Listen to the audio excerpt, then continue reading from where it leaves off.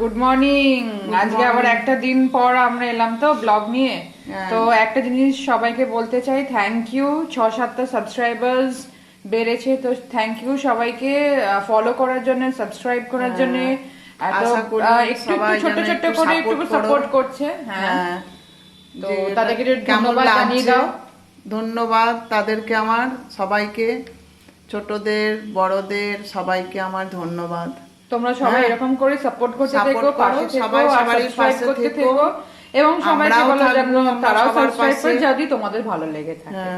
তো আজকে কি দিয়ে শুরু করব? আজকে ব্রেকফাস্টটা ব্ল্যাক টি। আর এটা তো তোমার ব্ল্যাক টি একটা স্পেশাল, এটা অনেকবার বলা হয়েছে, তবু আজ আরে দিচ্ছি। আদা, তেজপাতা, ছোট এলাচ আর গোলমরিচ। তো এগুলো পুরো ফুটন্ত জলে ফুটবে, এগুলো ফুটবে, তারপর হালকা একটু চা পাতা।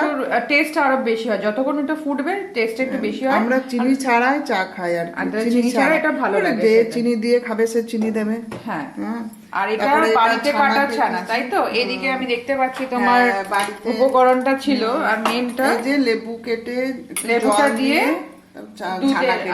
আমুল দুধ 1 প্যাকেট 500 ml এর নেওয়া হয়েছিল, তাই তো? ঠিক আছে, এদিকে ছানাটা তৈরি হচ্ছে।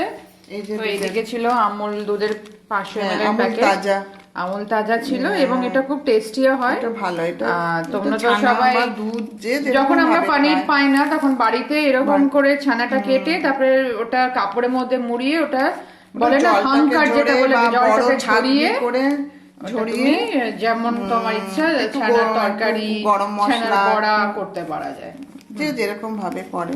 আচ্ছা, তো এইদিকে দেখতে পাচ্ছি আলু ভাজা রেডি হচ্ছিল, তাই তো? হ্যাঁ, ব্রেকফাস্টের জন্য আলু ভাজা, একটু ছোট ছোট করে কাটা আলু ভাজা। তো এটা কি দিয়ে করেছো? মনে হচ্ছে কালো জিরে, কাঁচা লঙ্কা দিয়ে, কালো জিরে, কাঁচা লঙ্কা আর সরষে তেল দিয়ে, আর এটা সাদা তেল দিয়ে করেছি। আচ্ছা, সাদা তেল দিয়ে, আর নুন হলুদ তো লাগবেই অবশ্যই, হালকা নুন হলুদ দিয়েছি, বেশি দিইনি। আচ্ছা, আর এদিকে কি তৈরি হয়েছিল? ভাত। আচ্ছা, লাঞ্চের জন্য ভাত রেডি।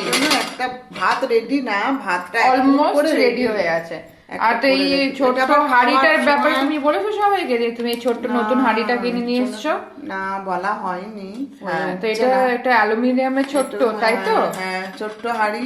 এত বড় হাঁড়ি ছিল, কাজের মাসি প্রচন্ড বিরক্ত হচ্ছিল যে মেজে উঠতে পারছিল না দুজনের জন্য। তোমরা কেন এত বড় হাঁড়িতে খাও? ওই জন্য ছোট হাঁড়ি নিয়েছি। বন্ধুরা দেখো, বলো হাঁড়িটা কেমন হয়েছে। একটা হাঁড়ি নিয়ে আসা হয়েছে, ভালো লেগেছে হাঁড়িটা।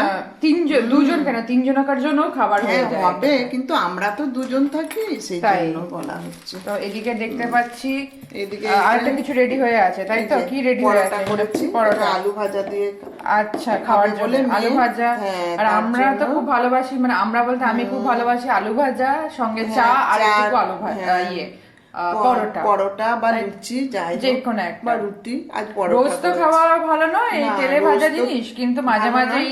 তবে আমি করি, কিন্তু ব্রাশ দিয়ে, এই যে দেখে নাও, অল্প সাদা তেল দিয়ে, তারপরে একটু পাত্রে ঢেলে নিয়ে আমি ব্রাশ করে আমি পরোটাও করি।